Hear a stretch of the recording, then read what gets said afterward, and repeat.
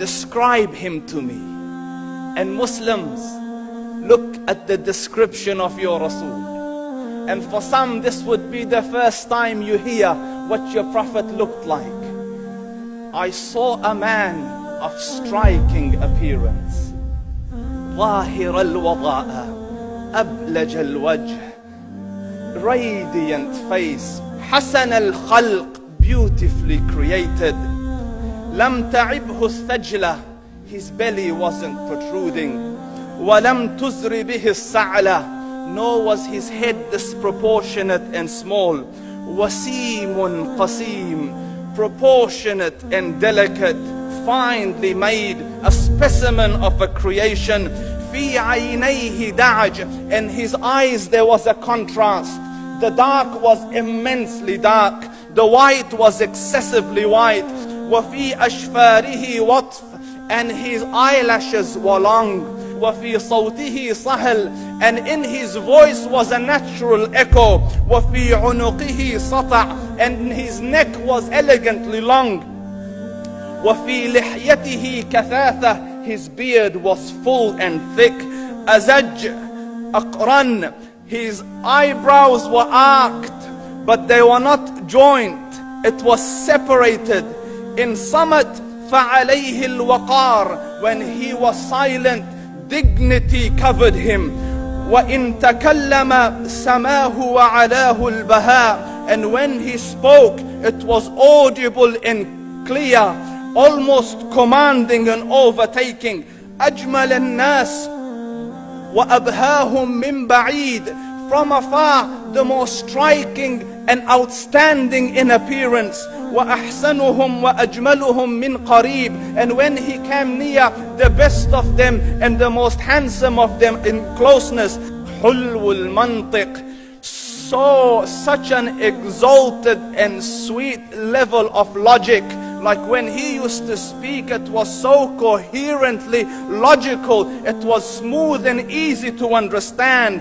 فصل لا نزر ولا هذر, he was to the point, not excessive, nor too short. كأن منطقه خرزات نظم يتحدرن, his logic, his utterances, his words were like jewels coming out of a necklace, calculated, polished, one after the other, it would flow magically. ربعة, he was medium in height. Your eye didn't have to strain to look up at him, nor was it tedious to look down at him. He was a comfortable sight to look at. له رفقاء يحفون به, he had friends, the people that were with him, they were working around him to try to serve and protect him. إن قال سمعوا لقوله, when he used to say something, they used to hearken to what he used to say. وإن أمر تبادروا إلى أمره, when he commanded, they used to compete to fulfill the command. This is Muhammad Rasulullah. This is Muhammad Rasulullah. Anas ibn Malik says, he says, I came out one night, I came out one night, it was the full moon night.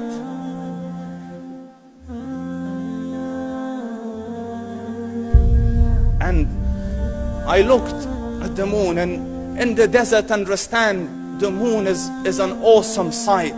It is smooth, it is radiant, it is clear, it is gentle compared to the scorching sun at which they are used to.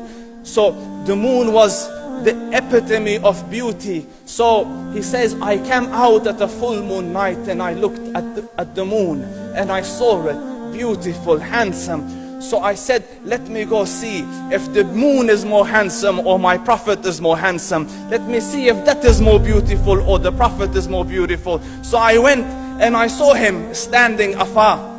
So I looked at his face and I looked at the moon, and I looked at his face, and I looked at the moon, and I looked at his face, and I looked at the moon, and he said, Wallahi, he was more handsome than the moon in its entirety. That is just the look of your Rasul. Aisha radiyallahu anha says, I was sewing with the needle, my needle dropped in the dark, I couldn't find it. I said, Ya Rasul, I can't find it. He moved his face close, and I swear, out of the radiance of his face, I found my needle. And the Prophet sallallahu alaihi wasallam was mind-bogglingly handsome, but his handsomeness was covered with waqar and jalal and hayba. The Sahaba say, when we used to sit at his feet, two feelings conflicting would come on the heart. The first one, you wanted to look at him. You wanted to behold the majesty of his face. And when you wanted to look up, shyness used to overtake you, so you used to look down.